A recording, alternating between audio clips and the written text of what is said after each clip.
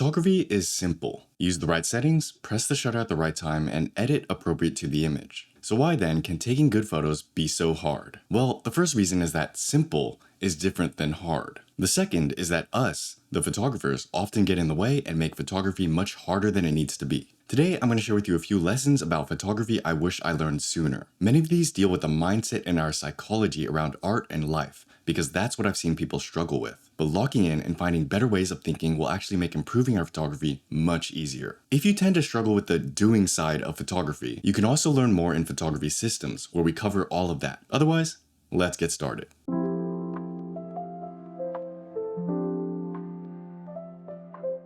It's okay to get serious. I think over the years we've somehow convinced ourselves that trying isn't cool. It's lame, you're struggling too much, why do you care so much, you're a try-hard, right? Growing up, that's always been the narrative, that if you put in effort and tried more than others, it was viewed negatively. Instead, it was cool to do things effortlessly, accomplish stuff without working hard, and just be naturally good or gifted at things. But once I reached a certain age, I realized how utterly stupid that mindset was. Because the only one who suffers from it is you. You're not getting any better, others around you are, and you're stuck in old habits and bad mindsets that make you feel silly for just trying. You're holding yourself back because you're afraid of how you'd look for taking something seriously. But think about it. What's wrong with wanting to get better at something? What's wrong with wanting to be good at something? And what's wrong with putting in effort at something? Nothing's wrong with any of that. The people who tell you there's something wrong are just holding you back so you don't get better than you are now. But you can't live your life based on how you'll be perceived by others. It just won't fulfill you. For me, I was a bit lucky. No one had to teach me to try hard or get serious. I myself tend to be a bit of a serious person, at least when it comes to things to be serious about. Things that are important to me, my future, the person I want to be, and the things I want to do. You probably already know this based on the tone and narrative of my writing. This isn't to say I didn't feel judgment or pressure from others. I did at times feel embarrassed for trying or taking things more seriously, which was silly. And sometimes I'd actually have the opposite problem, struggling with being more carefree or letting certain things be. And over the years, I've learned to balance those things out. I keep the serious stuff for the few things I do care about and try not to sweat everything else.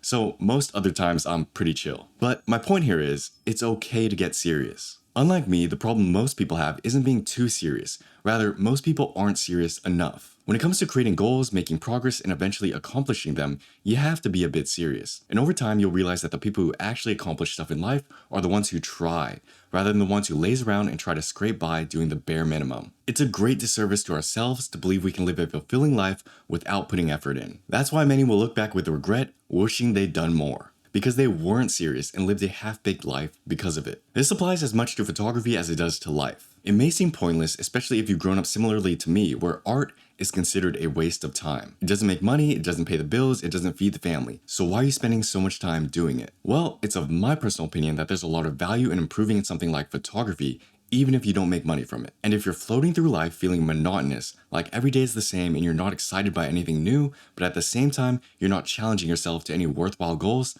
that might be why. Because you're not trying, things are boring. Everything's pointless, you lack direction, and life is a slug because there's nothing you care about. The antidote is, you need to give yourself permission to try hard. Our bodies are biologically drawn towards laziness, so it'll feel weird at first. And getting serious about something means putting in effort, and you might not like that. You'll be forced to do things that make you uncomfortable, you'll be forced to care about something, you'll have to try hard. This means opening yourself up to the possibility of failure and disappointment. A great reason why many people don't try in hobbies like photography or life as a whole is because they're afraid to fail. They know subconsciously that if they put in effort and it doesn't go well, it would suck. So they become determined not to try at all, because if you never try, you can never fail, right? But again, that's the same reason why life feels so empty. Life isn't empty because it's empty. Life is empty because you've closed the door and hid in your room. If you want to live a fulfilling life full of adventure, you have to start trying. You will fail along the way, that's part of the trade-off. But here and there, you will succeed, you will overcome hardship, and life will be exciting. Accomplishing hard things is the key to fulfillment. And the only way we get there is getting serious about something, so why not photography? Start with photography, set some goals, go outside more often, assign yourself projects, actually start putting in effort. It won't be as scary as you think, and it might actually be fun. You might be surprised with how changing one gear will affect the rest of your life. Because how you do one thing is how you do everything. So it's not only okay to get serious, we should get serious about something because it makes life richer. That's a big lesson about photography and life I wish I learned sooner.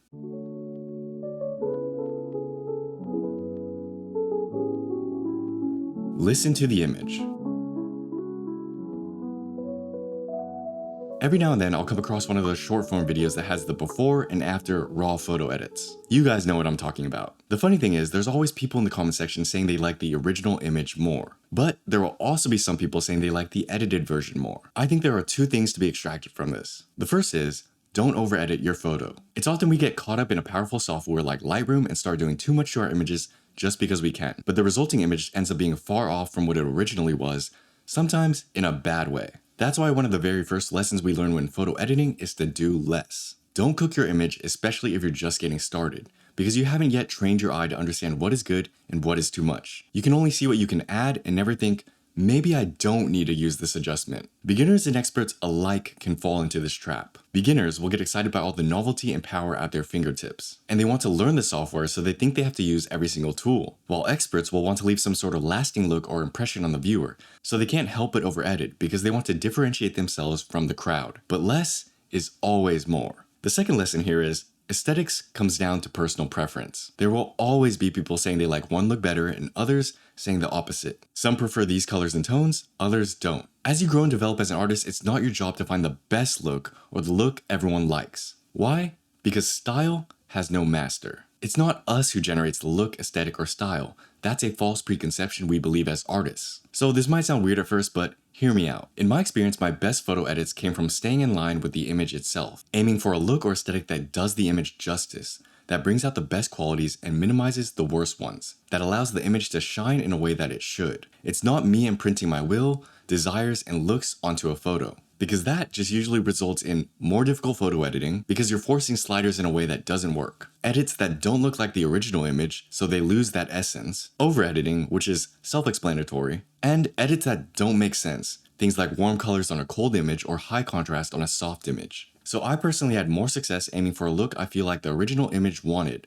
rather than the look I wanted. You can apply this by asking a simple question. What would work best for this image? Instead of, how do I want this image to look? Can you see the difference? That's synergy. It's a concept we cover in Photography Essentials, and I still use it to this day. I recognize now that if so much of a photographer's style can be dictated and directed by outside elements, it becomes a little silly to claim that as our own. Jimmy Carr has a really good line that drives this home. You don't choose your style, it chooses you. Now, this isn't to say that you can't have a preference for a particular look or way of editing. Just that a lot of struggle for photographers comes from trying to get that perfect look, fussing over settings, always asking what film simulation recipe did you use, trying to copy presets and color grades. They think it's the look that's doing the work. Whereas if they just paid attention and listened to the image, they would know exactly what to do next. So if you're someone who's always asking, why do your photos look so good? What preset, what camera, what recipe do you use? Understand that you can take and use the same things they do and still get a different result. But if you really want to consistently get shots that look good,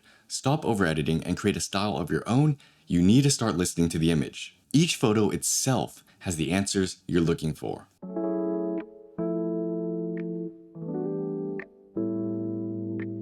There's value in all work. Doing work, even if it's creative work we like, can suck. That's been a consistent reminder for me throughout the course of my photography journey. Even though photography is fun, we're not always motivated or inspired to do it. And many days I wake up wishing I could just stay in bed. Stephen Pressfield calls this the resistance. But something I've also learned throughout the years is there is value in all work. What do I mean by this? You see, it's easy to feel dejected about photography when you don't think it's going to pay off. Maybe the project you're working on isn't going to be very popular. Maybe the photos you take kinda suck. Maybe you've been posting a lot on Instagram and no one likes your photos. Maybe you're excited by a new project and feel sick because you have to finish this one first, but you're no longer motivated to do so. Maybe the photos that are your favorite aren't what people like. And maybe you're impatient, putting all this effort and work in but not improving. All of these things can make photography feel tiresome or pointless. Why do I have to do this? It's not going to do well anyways. I feel like I'm wasting my time. I've been doing photography every week, but I'm not getting any better. This way of thinking is dangerous, and it's difficult to see the bigger picture when you're in the thick of it. But if you stick with it, as time passes, things will begin to make sense. You see, all the work you do adds up. Moments when you didn't feel like you understood the tutorial, but still went out and tried it anyways. Past cameras you bought that didn't gel with you and had to sell at a loss. Photography projects you worked on but didn't get the outcome you wanted or wasn't as good as it could have been. They all taught you something valuable whether you realize it or not, and all get shoved into future iterations. And later, when you do succeed, it'll be because you tried and failed before. You just might not realize it then. Doing the thing in the tutorial, even if you didn't understand it, helps you get it later. Buying cameras that weren't meant for you helped you find the one that was. Photography projects taught you how to build and complete something regardless of the result. This is why your first attempt failed, but your 10th one was a great success. It's not simply because you did something right the 10th time, but rather because you did something wrong the previous 9 times. Make sense? All the work you do adds up later, even if right now it feels like a waste of time. This is a good thing, because if we learn to view progress in the sense that everything adds up, then it's more motivating to do the work today. Because while it may have felt pointless before, now there's a point. For example, my first photography zine, The Sinking Sun, didn't change the world or revolutionize photography. It also wasn't meant to, but it still remains as one of my greatest accomplishments of 2024. Because the biggest challenge then was learning to complete an actual body of work around a theme I assigned for myself and bring it to others. It also taught me a lot about photography, book building, and life in general, and the many lessons I've learned from building the zine I know will contribute to future projects. That's what I mean by there's value in all work. It's not necessarily value in a monetary, views, or likes sense, but intangibles, things we can't see. They'll all contribute to our growth. And if we keep at it, we'll grow enough to do or make something awesome. But it won't be because we succeeded. It'll be because we failed and kept going.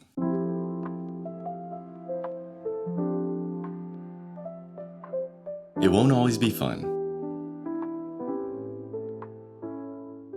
A sad but true reality when it comes to photography is it won't always be fun. I know many people just see photography as just a fun hobby and not an artistic pursuit, but if we're speaking through the lens of getting better, this has been my experience. I find that photographers that want to improve eventually find themselves hitting a brick wall. This wall is often the point defined by where photography stops being new, is a little less fun, and a little more cumbersome. You don't feel that same energy or excitement to get out and learn new things as when you did when you first started. So going out to take photos feels less like fun and more like a chore. Now, this isn't the case for everyone, and I'm sure many of you have found a nice balance point between effort and enjoyment. But if you're at the point where you're losing motivation around photography, this is something you have to accept. Photography won't always be fun. And if it's not fun, what should we do? Well, if it's not always fun, but you still want to improve and get better, you need to find a better way of doing things. The walls and barriers in front of you aren't as simple anymore and cannot be overcome so easily. With that in mind, you must decide whether or not you want to buckle down creatively and chip away at this wall, or slowly find yourself stagnating, getting bored, and switching to a different hobby without even realizing it. More people go down the latter route than you'd think. It's why you'll see many photographers are really just dabblers, where they take photos every now and then but not frequently and not consistently. And they haven't built anything with their photos but will also shy away from doing so because they know the effort will challenge them more than they could be bothered. Again, if you're just someone who doesn't care that much about photography, I'm not criticizing you.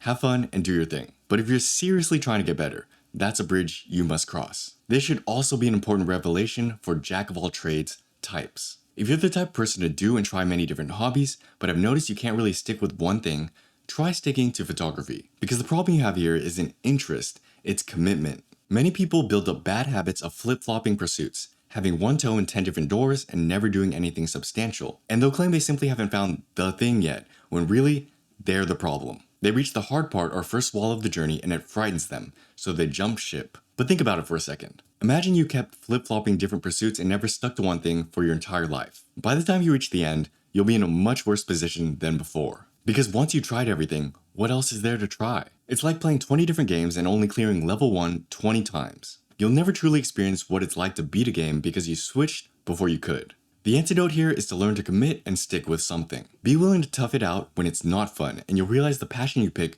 really doesn't matter. Because passion comes from the artist. If you have the right internal mindset, you can be passionate about anything. But if you have the wrong internal mindset, you can always say, it's not fun anymore.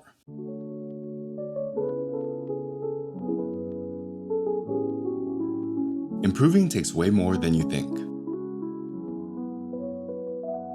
People greatly underestimate the amount of volume it takes to get good. They'll hear others say you need to shoot and take 1,000 shots a day, but it goes in one ear and out the other. The same applies for photography. It's easy to look at other people's work, compare yourself to it, and scratch your head wondering why your photos aren't as good. I myself did this a few months ago. I usually try not to scroll on Instagram, but I was posting something and just so happened to see a really good collage of street images. And I found myself thinking, how do you even take photos like that? It reminded me that there were levels to this, and my photos felt very basic in comparison. Now, comparison is often a photographer's kryptonite because it does us no favors, But there was an important lesson I learned here. What we see on social media versus what reality is actually like is completely different. On social media, we never see the lowlights. The bad photos that didn't make the cut. The zillion mid photos on that guy's hard drive. We're only seeing the top 10 when in actuality most photographers take bad photos. Think about it. There's simply no way to take only good photos and not take bad ones. That's impossible. In reality, there exists a ratio between good and bad photos. Take 1,000 mid photos and maybe you'll get one good one. The better photographer you are, the more you can improve this ratio. But all photographers, no matter how good they are, will take bad photos. Experts have simply figured this out and have come to terms with it. They don't care about taking bad photos and they don't compare themselves to other photographers because they understand what it took to get there. It's here I'm reminded of a similar philosophy just rephrased for photography. I've taken more good photos than you've taken bad. That's what I imagine a better photographer or my future self telling me. As if to imply I'm not more gifted, talented, or whatever. I've just done more than you. And if you want similar results, you've got to do more. This not only sets me straight, but gives me an action route to pursue. It all comes back to volume. Better photographers are willing to take 1,000 bad photos to get that one good one. And if someone's taking better photos than you can be sure they've done more volume. Because improving and getting good takes way more volume than you think.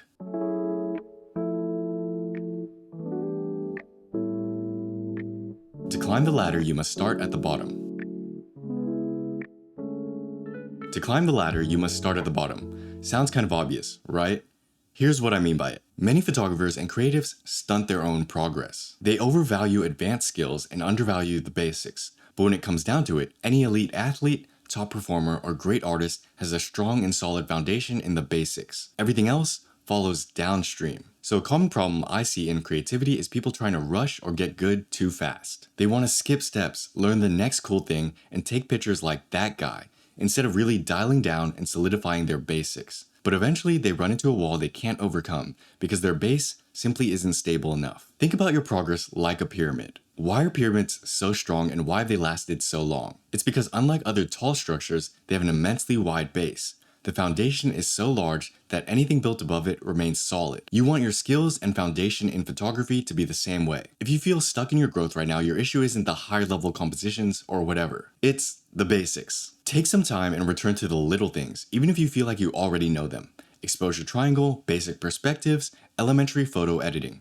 Try nailing every shot, every exposure, every frame, and do it properly this time. Because the only reason why you're stuck now is because you didn't learn it well the first time. If you want to climb the ladder, you must start at the bottom. Many times this means taking a few steps back so you can take a few steps forward. A lot of people don't want to do this because it feels regressive, but it's a necessary part of the process because otherwise you'll stay in limbo. But if you go back and improve on your weaknesses, build a stronger foundation, growth will happen on its own. You'll start taking better pictures and getting better results without trying as hard. And it will almost seem crazy that you used to struggle so hard. If this sounds relatable and you want to go back and rebuild your foundation, check out Photography Essentials. It's free. I made that for people who want to build or rebuild their skills with photography. It doesn't cover everything, just the stuff I find relevant, compiled, and simplified, so keep that in mind. Some of it will be stuff you already know, but reteaching yourself these things or learning to think about them in a new way will take you to that next level. Heraclitus once said, "No man steps in the same river twice," meaning going back and relearning the basics will be an entirely new experience for you. You'll be able to think and use skills from new angles or perspectives that you weren't able to before, because you simply have more experience now, and your understanding of photography as a whole will deepen because of it. Don't believe me? Try it out and see for yourself. So here are 6 lessons about photography I wish I learned sooner. 1. It's okay to get serious. 2. Listen to the image. 3. There is value in all work. 4. It won't always be fun. 5. Improving takes way more than you think. 6. To climb the ladder, you must start at the bottom. I actually have many more that I'd like to share with you, but this has gotten kinda long, so maybe in a future video. If you'd like to learn more about improving your photography, shoot more and stress less, check out Photography Systems. It's there we cover everything regarding the psychology and habits around getting better. If you found this useful, I think you'll find that useful. Thanks so much for watching, happy shooting, have a great day. Peace.